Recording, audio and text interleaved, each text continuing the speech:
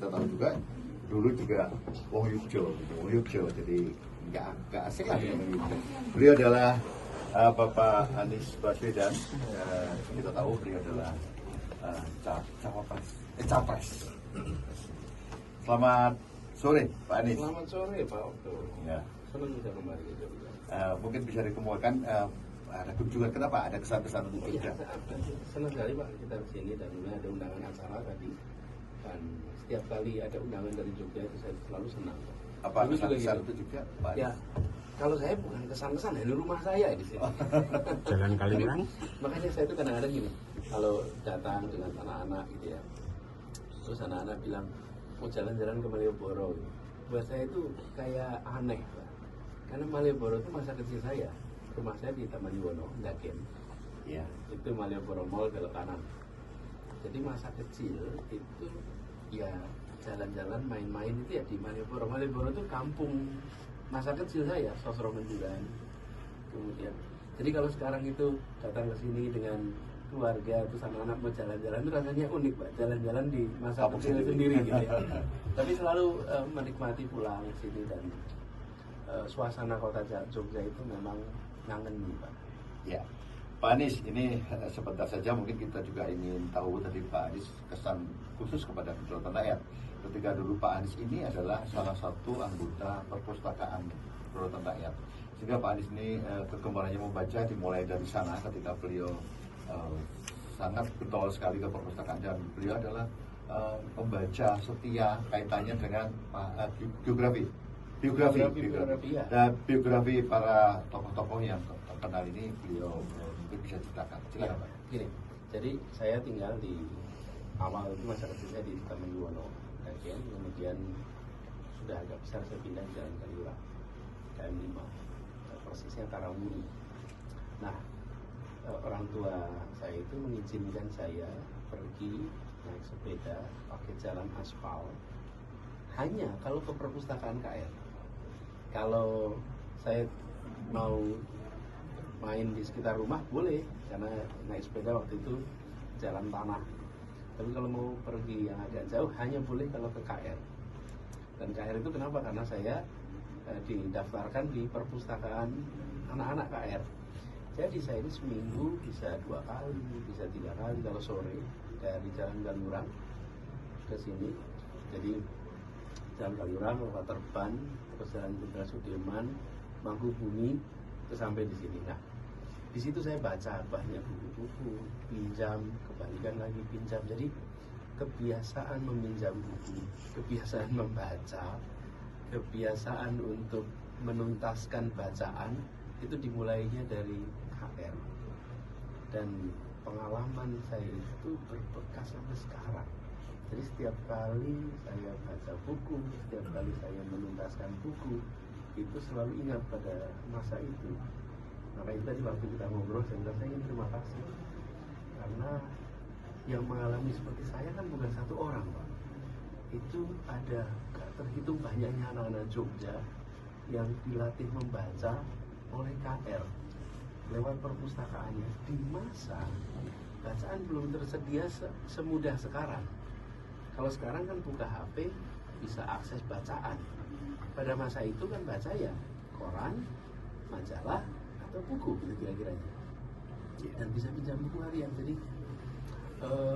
saya tadi kita masuk di tengah situ, itu saya jadi ingat sebelah kanan itu dulu ruang perpustakaan anak-anak KR. Iya, Gitu Mas. betul. Pak Anies, jadi sahabat KR Radio di mana saja, saya kira itu tadi pesan-pesan yang menarik. Kalau Anda ingin sukses seperti Pak Anies, mungkin Anda harus banyak membaca.